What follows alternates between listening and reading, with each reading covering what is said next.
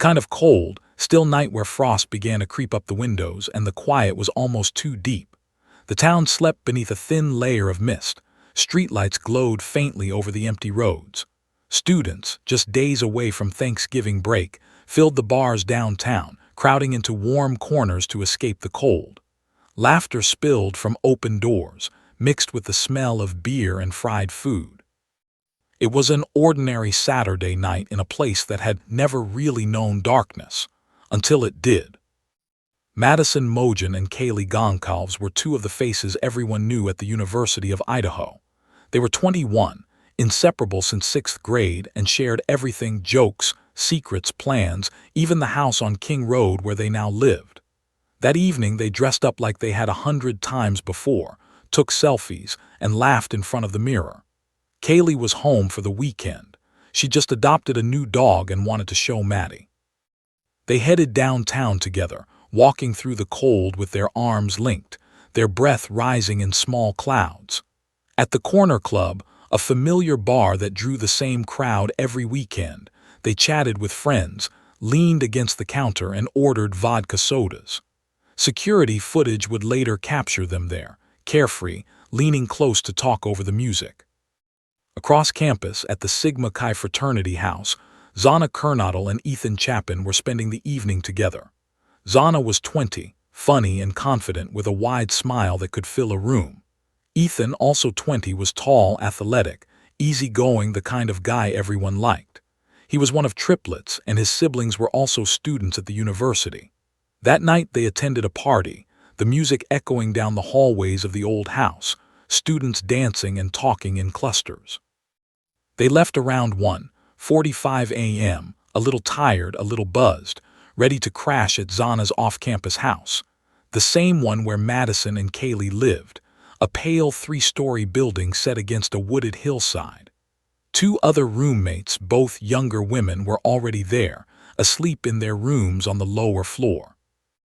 At around 1:56 a.m., Maddie and Kaylee were seen again on camera, this time at a food truck parked downtown. They laughed, waited for their order of carbonara pasta, and chatted with other students while a friend filmed the scene for a local live stream. Behind them, a man in a dark hoodie stood watching.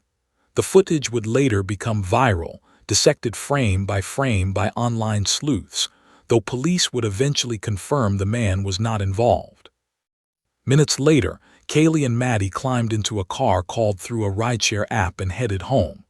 The driver, a local student, would later describe them as friendly, chatty, not intoxicated, just tired and ready for bed. He dropped them off at King Road at around 1:56 a.m. The house itself was a patchwork of student life, lights strung along the balcony, posters on the walls, shoes piled near the door. The girls went upstairs, ordered DoorDash, and probably talked about the same things they always did: love, classes, plans after graduation. Downstairs, Zana and Ethan arrived from the party and settled in on the second floor. It was now well past 2 a.m., and the neighborhood was quiet. The only sounds were distant barking dogs and the low hum of the refrigerator. By 3 a.m., most of the town had gone still. At roughly the same time, a white Hyundai Elantra began circling the area. It appeared on a security camera at 3:29 a.m., then again at 3:45, and once more at 4:04, driving past the house, turning around, returning again. The headlights swept briefly across the windows. Inside that car sat 28-year-old Bryan Kohberger, a graduate student in criminology at Washington State University, just across the border in Pullman, Washington. He lived a quiet, meticulous life, studying criminal behavior, teaching undergrads, grading essays about the psychology of murderers. But in secret, he was consumed by darker obsessions, patterns of control, dominance, and the thrill of getting away with something. He had driven by that house at least a dozen times in the weeks before, always late at night, his phone pinging near the property before disappearing from the network for hours at a time. Between 4:00 and 4:20 a.m., the killer struck. The details of what happened inside that house remain partly sealed in evidence files, but what is known paints a picture of terror and chaos in the dark. One of the surviving roommates would later tell police she heard someone crying and a man's voice saying softly, "It's okay, I'm going to help you." When she peeked out her door, she saw a tall man in black clothing with bushy eyebrows visible above a mask, walking toward her and out through the sliding glass door. He moved quickly, almost calmly. Then the silence returned. Cameras from a nearby home captured faint sounds around 4:17 a.m., a dog barking, a muffled scream, and the sharp thud of something heavy. Minutes later, the white Hyundai was seen speeding down the hill and out of the neighborhood. The killer had vanished into the night, leaving behind a scene of unimaginable horror. 4 students lay dead in their rooms, killed by multiple stab wounds from a fixed-blade knife. One of them, Madison or Kaylee, may have fought back. Police would later find defensive cuts, signs of struggle, and near one of the bodies, a tan leather knife sheath embossed with a U.S. Marine Corps logo. On its button snap, they found a single male DNA sample. For the next 8 hours, the house remained quiet. 2 roommates slept on the lower level, too frightened or confused to understand what they had heard. Phones buzzed with warning alarms that would never be answered. Texts went unread. At 11:58 a.m., one of the surviving roommates finally called friends, thinking someone upstairs had passed out and wasn't waking up. When they entered the rooms, they found blood, silence, and horror. The 911 call that followed reported only an unconscious person, but by the time officers arrived, it was clear this was far worse. Inside the 2nd and 3rd floors, police found a crime scene unlike anything the small town had ever seen. The victims had been killed while they slept. There were no signs of forced entry, no gunshots, no robbery. The back sliding door had been left slightly ajar. Blood had seeped down an outside wall, visible from the lawn. Word spread fast. Students messaged one another in panic. Parents called frantically from across the country. Police cordoned off the street, but rumors spiraled online. Was it a stalker, a jealous lover, a random drifter? Moscow Police Chief James Fry appeared on camera that night, visibly shaken, telling the town to remain cautious but assuring them there was no ongoing threat. Few believed him. By morning, fear had settled over Moscow like fog. Students left campus. Dorms emptied and grocery stores sold out of locks and pepper spray. The university canceled classes. In the midst of the chaos, the families of the victims arrived, desperate for answers that no one could yet give. In the days that followed, investigators poured over the scene. The Idaho State Police, the FBI, and Moscow PD worked together, processing every inch of the house. They gathered over 100 pieces of evidence, interviewed neighbors, and reviewed hours of security footage from nearby homes and businesses. They traced the movement of every car passing King Road that night. The white Hyundai Elantra became the focus. Dozens of similar cars were registered in the region, but one stood out, belonging to a student at Washington State University. Meanwhile, inside his Pullman apartment, Bryan Kohberger acted as though nothing had changed. He continued teaching classes, grading assignments, talking about criminal profiling. Students later said he seemed distracted, nervous, even more controlling than usual, but no one guessed why. His classmates would later recall his odd detachment when discussing violent offenders, how he described their methodology with fascination rather than disgust. When police traced the white Elantra to him, they began tracking his every move. They noticed his phone had been in the vicinity of the King Road house multiple times in the months before the killings, 12, in fact.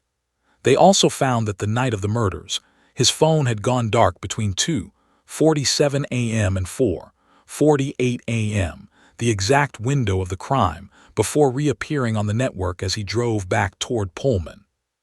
The investigation was slow, methodical, and secretive. Officials refused to release key details, worried that leaks might compromise the case. Families grew frustrated, and the online community filled the silence with speculation. Amateur detectives flooded social media with theories, wrongly accusing innocent people. Through it all, the surviving roommates faced scrutiny and harassment, though police never named them as suspects. The only solid clue remained the DNA on the knife sheath, a tiny trace that would ultimately unravel everything. By late December 2022, detectives had obtained a warrant to collect DNA from Kohberger's family home in Albrightsville, Pennsylvania, where he had gone for winter break. FBI agents sifted through the trash, finding scraps of discarded food and tissues. When they compared that DNA to the sample from the knife sheath, the match came back as 99.9998% likely. The father's DNA was a direct paternal link to the suspect. Within days, they had their man. On December 30 at 1:30 a.m., Pennsylvania State Police and FBI agents surrounded the Kohberger family home. They found him awake, wearing gloves, rummaging through the garbage and separating his trash into plastic bags. His white Hyundai Elantra was parked outside, its license plates changed, its registration updated. When they entered, he reportedly asked, "Has anyone else been arrested?" The words chilled investigators. Back in Idaho, Moscow residents woke that morning to the news they had been waiting for: an arrest. The name Bryan Kohberger flashed across screens nationwide. The image of a quiet, awkward criminology student studying the very science of murder made the case all the more haunting. How could someone who seemed obsessed with understanding killers become one himself? His professors at Washington State were stunned. One even admitted he had been one of the brightest students in his cohort. Yet in his private notes and assignments, he had written about exploring the mind of the predatory offender and the thrill of complete control. As the new year began, the campus remained tense. The house on King Road stood empty behind police tape, a silent monument to violence. Memorials of candles, photos, and flowers piled at its base, melting in the snow. The families clung to each other for strength, 4 lives gone, futures stolen. The investigation would soon move into courtrooms and DNA reports, but the raw grief lingered. Kaylee's parents demanded transparency. Maddie's father said he would never stop fighting until every truth was known. Zana's family, quieter but no less broken, remembered her laughter and energy.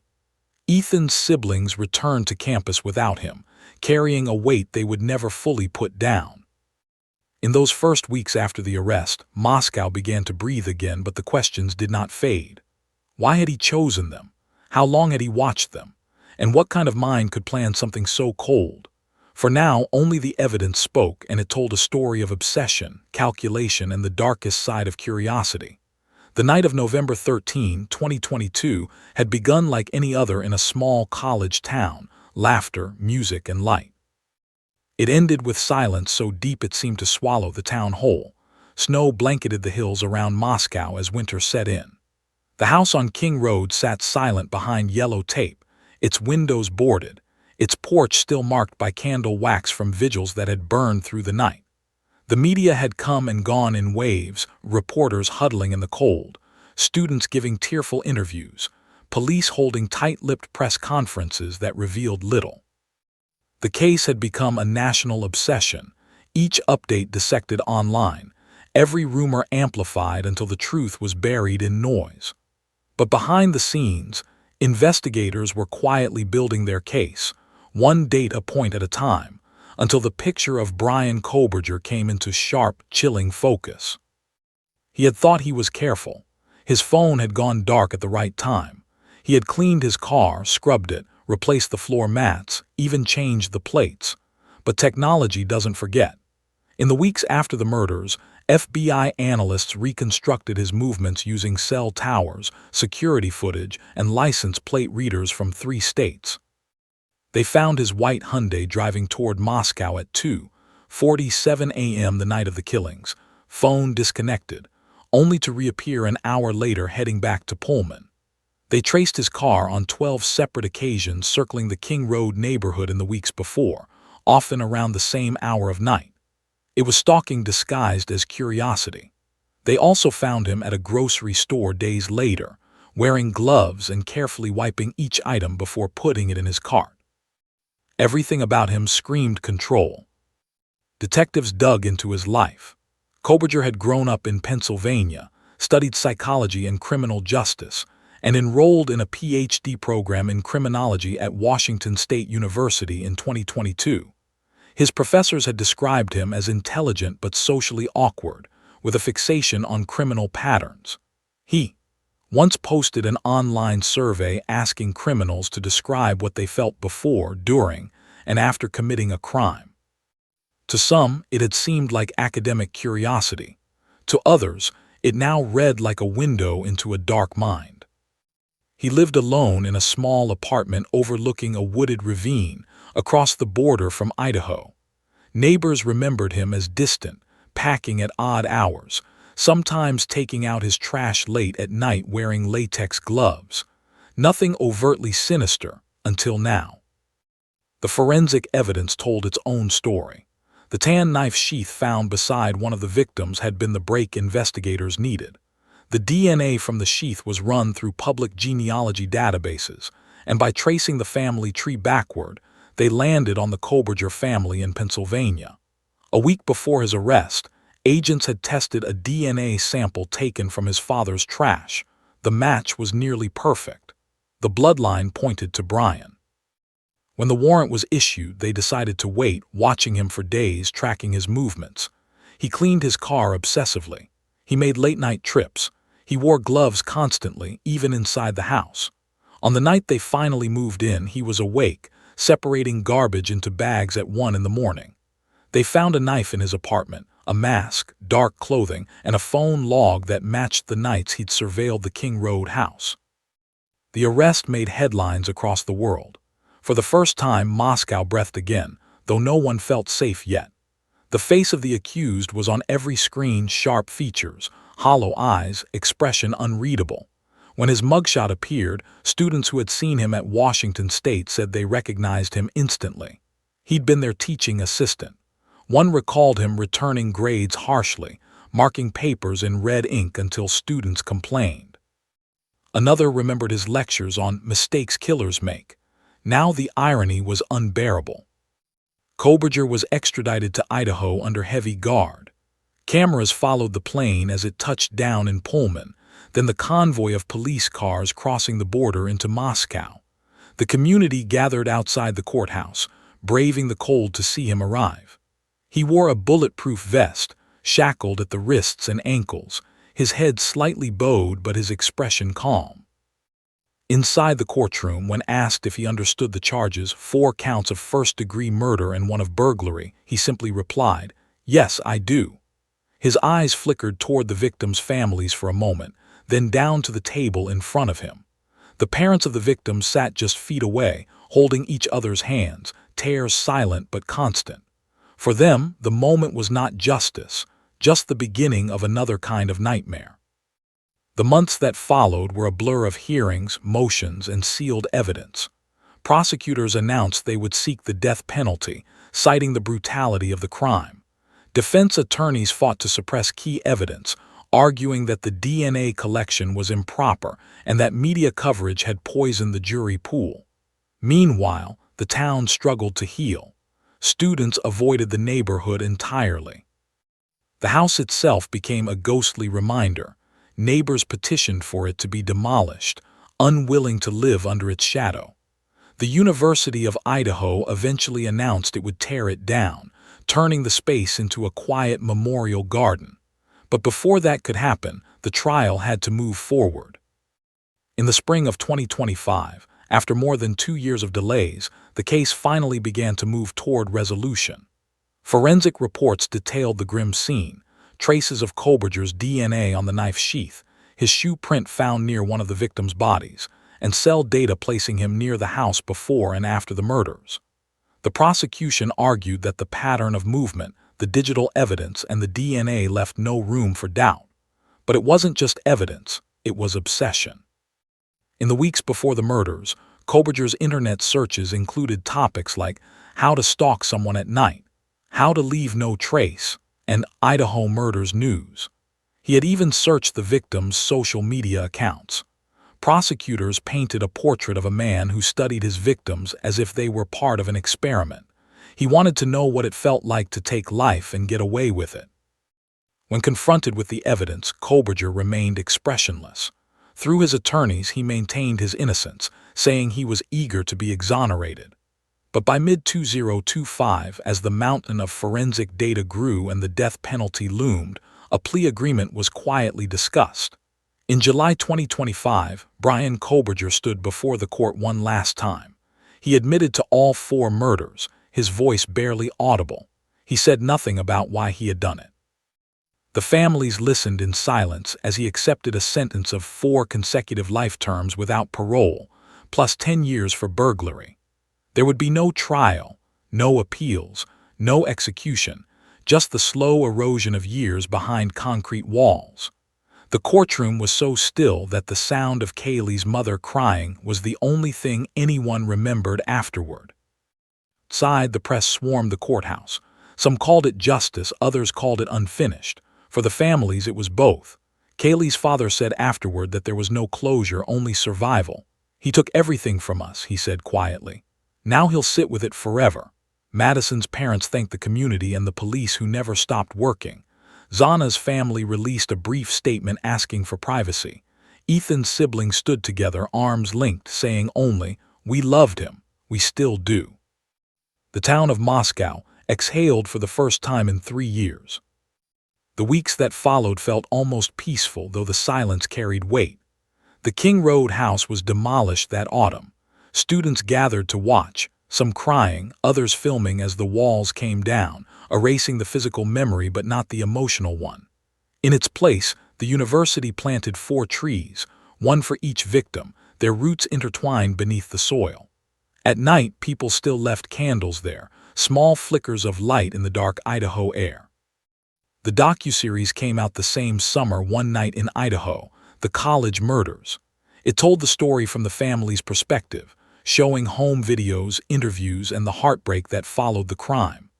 It wasn't about the killer, not really, but about the people left behind. Kaylee's mother, Karen Laramie, spoke through tears about her daughter's laughter, her stubbornness, the way she'd always protected her friends. She said she found comfort in knowing Kaylee and Maddie had died together, the way they had lived side by side. Zana's father described his daughter as fire and light, while Ethan's mother said the silence in their home still felt unbearable. The series ended not with crime scene photos or courtroom footage, but with footage of the 4 trees swaying in the wind outside the university. In the months after Kohberger's sentencing, details continued to emerge.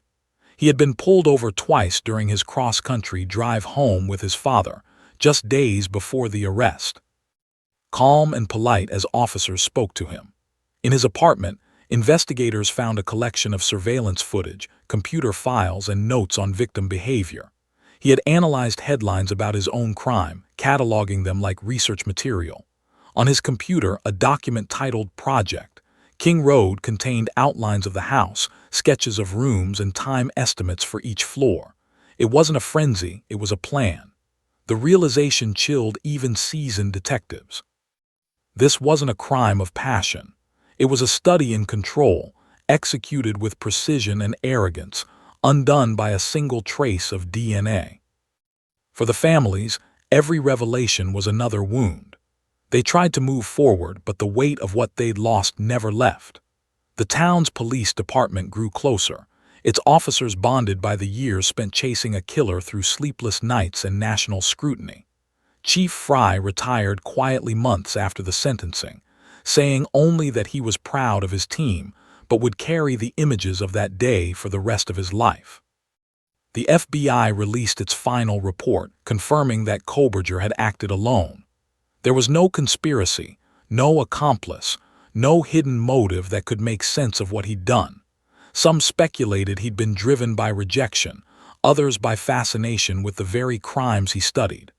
But in the end, the truth was simpler and more terrifying. He did it because he could. In the fall of 2025, a memorial service was held on campus. Hundreds gathered under gray skis, candles flickering against the wind. Professors, students, and parents stood together, reading the names: Madison Mogen, Kaylee Goncalves, Zana Kernodle, Ethan Chapin.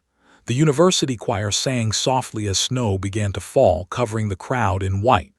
In the distance, the 4 trees planted in their memory stood tall, branches intertwined. A mother placed a photo at the base of one tree, a picture of her daughter laughing, frozen forever in youth. That winter, in a prison cell hundreds of miles away, Bryan Kohberger began serving his sentence. He was placed in isolation, away from other inmates, his movements monitored at all times. The guards said he rarely spoke. He read constantly, filled notebooks with thoughts no one could decipher. When asked by psychologists about remorse, he stared blankly, saying only, "They'll write about me forever." He was wrong. The story had already shifted away from him. It belonged to the victims now, to the people who refused to let their memory be reduced to headlines and horror. As 2025 came to a close, Moscow slowly found a new rhythm. Classes resumed, new students arrived, unaware of how deeply the town had been scarred. Life went on as it always does, quietly, stubbornly. The sound of laughter returned to the bars downtown. The lights on Greek Row burned late again. But those who had lived through that winter never forgot. They remembered the night when safety vanished, the months of fear, the relief of an arrest, and the emptiness that even justice couldn't fill. The story of that night became part of the town's heartbeat, whispered at candlelight vigils, taught in lectures about forensic breakthroughs, and carried in the voices of those who survived it. The last candle at the memorial burned low against the cold, its flame trembling in the wind before it went out. In the darkness that followed, the hills of Idaho were quiet again, the kind of quiet that comes not from peace but from endurance. What happened on that night could never be undone, but neither could the strength of those left behind. They rebuilt, they remembered, and they carried forward. Moscow slept once more beneath the snow, but it would never be the same. And in that stillness, 4 names echoed through the valley, not as victims, but as voices that would never fade. In the months after the sentencing, the weight of the case lingered like fog that refused to lift. Reporters stopped showing up, the barricades came down, and the spotlight that had burned on Moscow finally dimmed. But for the families, the quiet was unbearable. The noise of cameras and headlines had been awful, but the silence afterward was worse. It was the silence of empty rooms, unanswered texts still glowing on old phones, and the ache of routine moments that would never happen again. Kaylee's parents still drove past her favorite coffee shop sometimes, unable to stop themselves. The barista, who had once known her order by heart, kept her name written on the chalkboard in small letters long after the crowds moved on. Madison's family visited her memorial bench near the university fountain, where students still left flowers during finals week.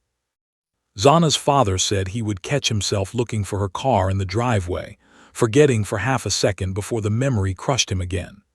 Ethan's triplet siblings returned to campus the next fall. They walked the same paths, past his old classrooms, and carried a grief that set them apart from everyone else.